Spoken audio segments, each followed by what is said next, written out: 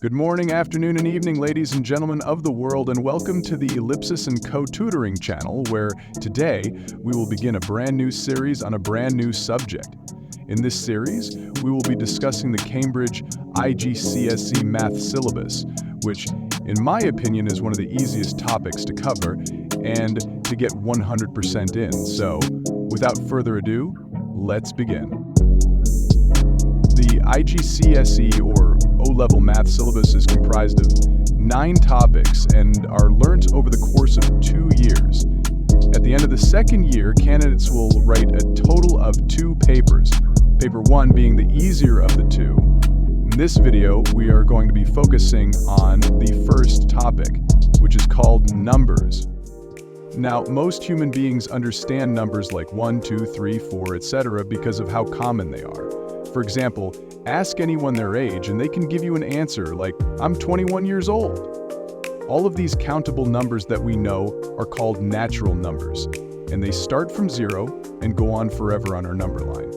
Moreover, we know that numbers also exist before 0, like -1 or -5. These numbers aren't quite natural, but they are whole, meaning they are a full number. So therefore, all whole numbers which are not in decimal form are called integers, and they spread across the number line up to each side of infinity. But what about numbers in between other numbers? What do we call those?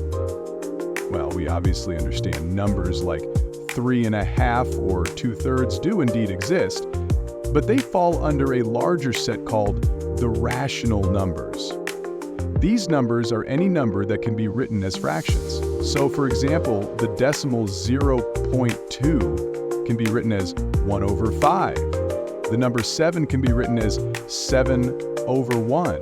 And even 0.33333 up to infinity can be written as 1/3.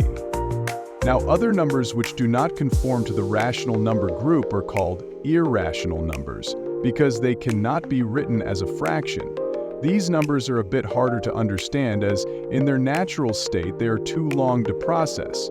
These numbers include the square root of 2, exponent, and the infinitely long, unrepeatable digit called pi. These 4 groups create the Big Four, and the main theme behind a branch called number theory. The reason why mathematics is so fascinating and widely studied is because of the interesting properties of numbers. For example, numbers can be added, subtracted, multiplied, and divided. Numbers have divisors and multiples, which are commonly known as factors and multiples. The factors of the number 6 are 1, 2, 3, and 6, because if each of these numbers can divide into 6 without leaving a remainder.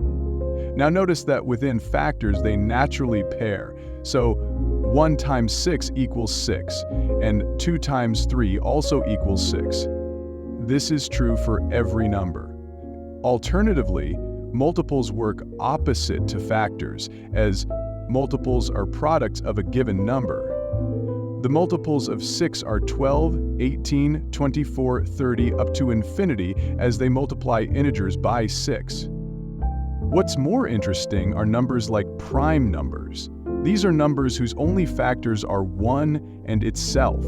Note that 1 is not a prime because it has only one factor, which is itself, so 1 doesn't count. Therefore, prime numbers include 2, 3, 5, 7, etc.